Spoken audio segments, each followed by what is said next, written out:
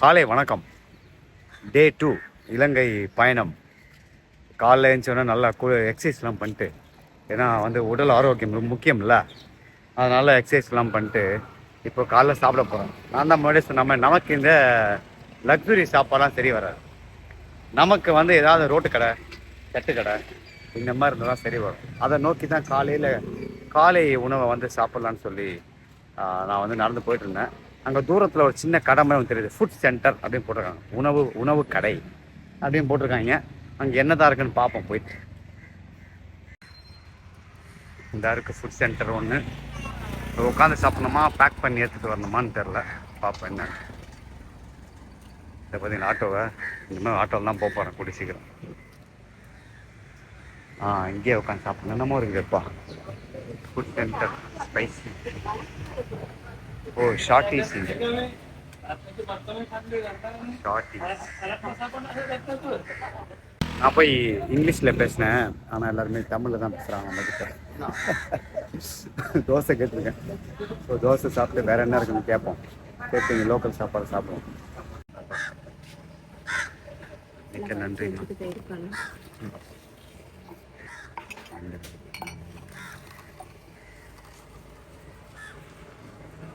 Dosa, sambar, chutney, coffee.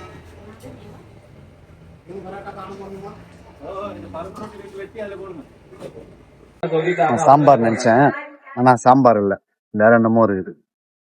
அப்புறம் சட்னி வந்து எப்படின்னு பார்ப்போம். சட்னி பரவாயில்ல.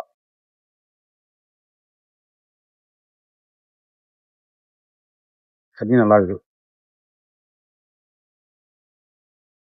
நான் கார சட்னி சாப்பிடுவோம்.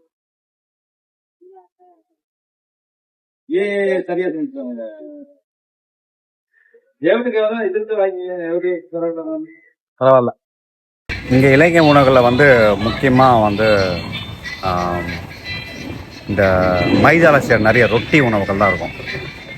அதாவது ரோலு, அப்புறம் இந்த ப்ரெட்டு, இந்த மாதிரி நிறைய ரொட்டி உணவு சார்ந்த அந்த மைதா சார்ந்ததாக இருக்கும். நமக்கு பெருசாக மைதா இல்லை, பட் இருந்தாலும் ஒவ்வொரு இடத்துக்கு ஏற்ற மாதிரி நம்ம மாறிக்கணும். ஆனால் நான் வந்து முடிஞ்ச அளவுக்கு இதுவா அது இதுவான்னு நான் பார்க்குறது வந்து எது அதிகமான இதுன்னு.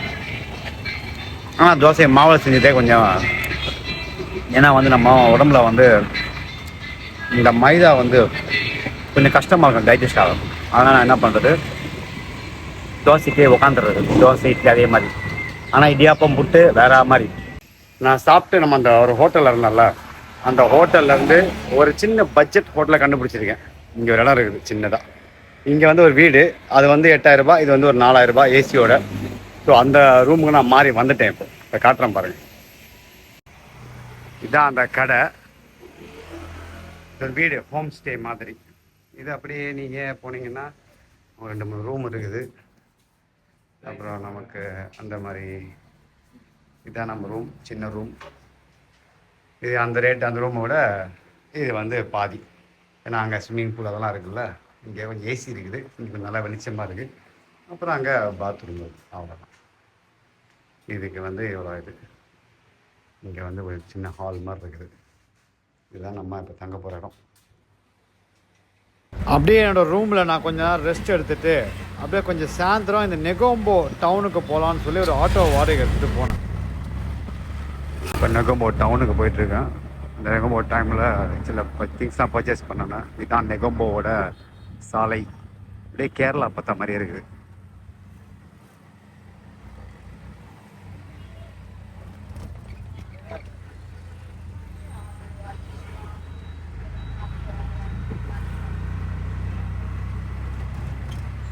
நம்ம ஊர் ஆட்டோக்காரங்க மாதிரி தான் இவங்களும் போல இருக்குது. கொஞ்சம் விட்டா ஏமாத்திட்டு போடுவாங்க. நான் வந்து ஆட்டோவில் வந்து 300 ரூபா பேசினேன். 500 ரூபா சில்லற, 500 ரூபா கொடுத்தா ராசா நமக்கு வந்து 100 ரூபா தான் தரா போல. அப்புறம் என்ன பார்க்குறாரு, தம்பி என்ன 300 ரூபா தானே பேசணும், கொடு அப்படின்னு வந்துட்டு வாங்கிட்டேன்ல. இங்கதான் டவுன் போல இருக்குது.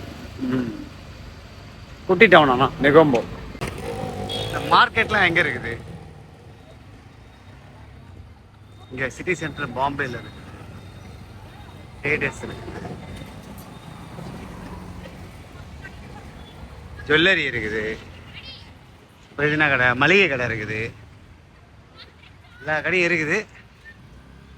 ஆனால் நம்ம தேடுற கடை இல்லையே. கேஸ் கேன் வாங்கணும் நாளைக்கு ஆட்டோவில் எடுத்துகிட்டு போகிறதுக்கு.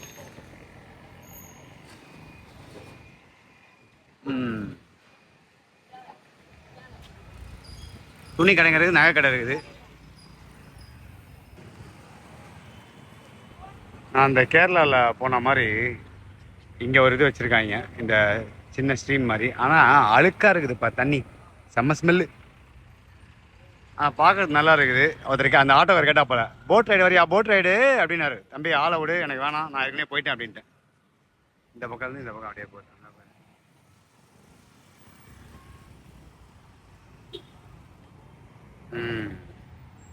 Boat ride, boat ride.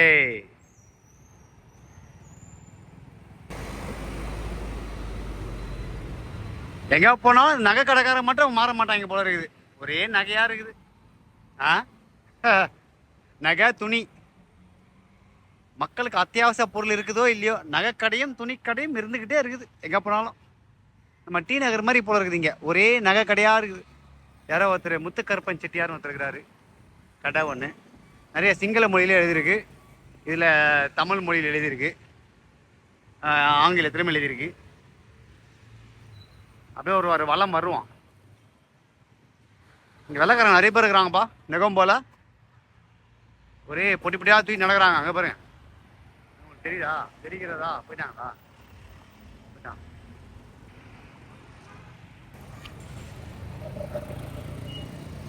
எல்லாமே இங்கே தான் டவுனுக்குள்ளே விட்றானோ அங்கேயே விட்டான் பார்த்தீங்கன்னா அவன்.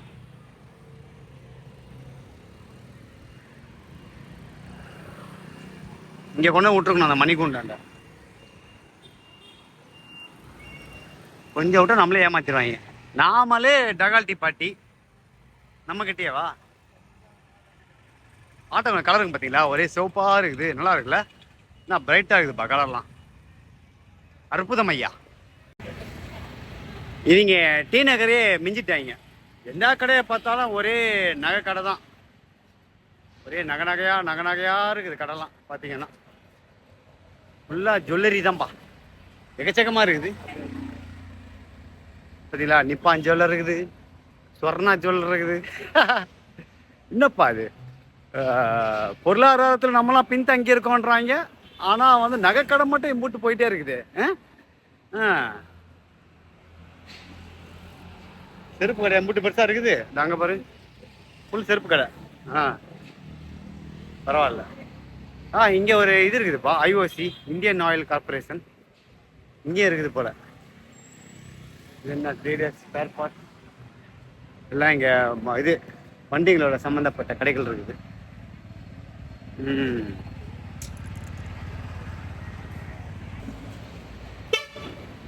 இங்கே தான் அவன் வந்து கொண்டு வந்து விட்டுருக்கணும். ஆனால் என்ன அங்கேயே இருக்கு நடக்கூட்டான். பார்த்தீங்களா, ஃப்ராடு பசங்க அவனுங்க. இது அங்கே ஒரு மார்க்கெட் இருக்குது, அங்கே நடந்து போய் பார்ப்போம். பஸ்ஸு கொஞ்சம் வித்தியாசமாக இருக்குது. ஆனால் கொஞ்சம் பழைய பஸ்ஸாக புது பஸ்ஸாக தெரில, அந்தளவுக்கு இருக்குது. அப்படியே மார்க்கெட் நடந்து போனோம் அப்படின்னா ஏதாவது பிடிச்சிடலாம். இந்த இடத்துல பெருசாக நகை கடைங்க இல்லை, இந்த இடத்துல ஃபுல்லாக துணி கடைங்களாக தான் இருக்குது.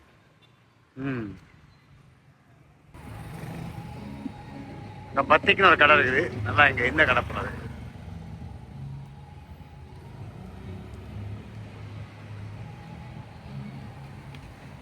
இந்த வண்டிலாம் நல்லா இருக்குல்ல, இந்த சுசுக்கியோட வண்டிங்கெல்லாம், கார்லாம், ஆட்டோ தான் கலர் கலராக இருக்குது.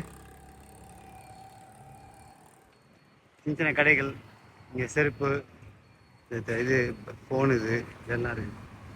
ஸ்மார்ட் மொபைல்ஸ், இந்த ஃபுல்லாக மொபைல் கடை போல இருக்குது, எல்லாம் ஒரே மொபைலாக கிடக்கு.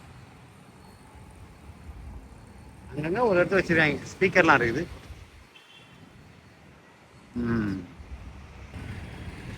நம்ம நாளைக்கு இந்த மாதிரி ஒரு ஆட்டோ தான் ஓட்ட போகிறோம் அப்படின்னு நினைக்கும் போதே ஒரே குதூகலமாக இருக்குது. இந்த மாதிரி தான் இருக்கும் ஒரு ஆட்டோ. இருக்க போது தெரில, முதல் முறை ஆட்டோ பயணம். இந்த பஜார்லலாம் இருக்குது, இந்த பெரிய பஜார் கடைகள். செருப்பு ஒன்று வாங்கணும், இந்த சைடு பை ஒன்று வாங்கணும். என்ன அது மளிகை கடையா? ஏதோ ஆயுர்வேத மருந்து கடைன்னு நினைக்கிறேன். ம். இந்த பக்கம் வந்து தமிழ் எதுவுமே போடல, வெறும் சிங்கள மொழியிலேயே போட்டிருக்கு எல்லாமே. இதுக்கப்புறம் நம்ம நடந்து போயிட்டே இருக்கலாம், ஆனால் வேலைக்கு ஆகாதுன்னு நினைக்கிறேன். இங்கே இந்த காய்கறி சந்தை இருக்குது. எப்பவுமே ஒரு நகரத்துக்கு போனால் அந்த காய்கறி சந்தையை தேடி போகிற பழக்கம் இருக்குது. ஏன்னா அதுக்குள்ளே போனால் தான் வண்ணமயமாக இருக்கும், நல்லா அழகாகவும் இருக்கும். எந்தெந்த காய்கறிகள் எந்தெந்த பழங்கள் வந்து இந்த ஊரில் இருக்குது அப்படின்னு சொல்லி பார்க்கலாம். இங்கேயே வந்து நான் காய்கறி மார்க்கெட்டை பார்த்துட்டேன், கருவாடு மார்க்கெட்டையும் பார்த்துருக்குறேன். அதனால் நம்ம அந்த காய்கறி மார்க்கெட்டுக்குள்ளே போயிட்டு அங்கே வீடியோ பண்ணுவோம். காருங்க விலைங்க பைக்குங்க விலையெல்லாம் செம்மையாக இருக்குதுப்பா, அதிகமாக இருக்குது. பொருளாதாரம் கொஞ்சம் பின்தங்கி இருக்குல்ல, அதனால் கொஞ்சம் அதிகமாக இருக்குது. ஸோ இது கருவாட்டு கடை, கருவாட்டு கடை. அப்புறம் அந்த காய்கறி கடை, நிறைய பெரிய பெரிய பழமாக இருக்குல்ல.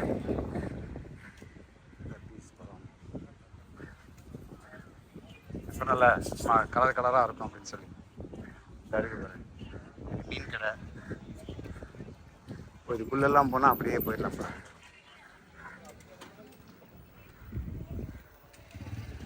இதெல்லாம் போனால் அப்படியே காய்கறி அற்புதமாக இருக்கும், அற்புதமாக இருக்கும். ஆனால் அதுக்கு அவ்வளோதான் போகுது. எல்லாம் கருவாடுலாம் பயங்கரமாக இருக்குது. கருவாடி இந்த நீர்கொழும்பு, அதாவது நெகோம்போ டவுனை வந்து நல்லா சுற்றி பார்த்தேன். ஒரு வித்தியாசமான அனுபவத்தை கொடுத்தது, ஏன்னா இதுதான் முதல் முறை அப்படின்றதுனால. அப்புறம் இந்த ப்ரௌன்ஸ் பீச்சில் 7 மணிக்கு நான் ஒரு சந்திப்பு ஏற்படுத்தியிருந்தேன். மக்கள்லாம் வருவாங்க அப்படின்னு சொல்லி ஒரு பிக்மி ஆப்பில் அந்த பைக்கை புக் பண்ணி வண்டியில் போனாங்க. நம்மளோட ஃபேன்ஸ் மீட் அப்படின்னு யாருமே வரல, இருந்தாலும் பரவாயில்ல, ஏன்னா நமக்கு இதெல்லாம் புதுசு கிடையாது. ஆனால் பின்னாடி ஃபன் பண்ணுறாங்கப்பா, இங்கே அங்கெல்லாம் நிறைய பேர் வந்து ஃபன் பண்ணுறாங்க. ஒரு ஸ்பீக்கரை கொண்டு வச்சு நல்லா டான்ஸ் ஆடுறாங்க, அதை பார்க்கலாமா?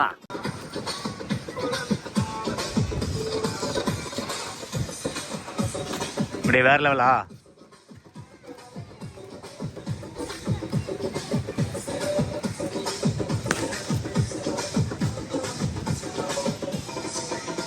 நெகம்போ சந்தீப்பில் வந்து யாருமே வரல, சரியா? நம்ம தம்பி தான் அப்துல்லாவும், உன் தம்பி என் பேர்னா ஹம்தாத், அவங்க 2 பேர் தான் வந்தாங்க. இருந்தாலும் பரவாயில்ல, நம்ம வந்து ஏற்கனவே வந்து நம்ம சென்னையில் ஒரு சந்திப்பில் இந்த மாதிரி தான் நடந்தது. அதை பற்றி தான் நம்ம கவலைப்படுறதே இல்லை, யார் வராங்களோ இல்லையோ. ஆனால் நம்ம வந்து நம்ம சொல்கிற விஷயத்தை எப்பவுமே சொல்லிடணும். இதில் வந்து தம்பி வந்து நமக்கு ஒரு பரிசு கொண்டு வந்திருக்காரு. தம்பி கொடுங்க தம்பி. நமக்கு வந்து ஒரு ஆடையை கொடுத்துருக்காரு, டிஷர்ட்டை கொடுத்துருக்காரு. ரொம்ப நன்றிப்பா. நேற்றுலேருந்து தம்பி தான் நம்ம வந்து ஃபுல்லாக காண்டாக்ட் பண்ணிகிட்டே இருக்காரு. ஆனால் அப்புறம் அந்த இது வேற நம்மளை கூப்பிட்டாரு, அது என்ன இப்போ போட் ரைடா?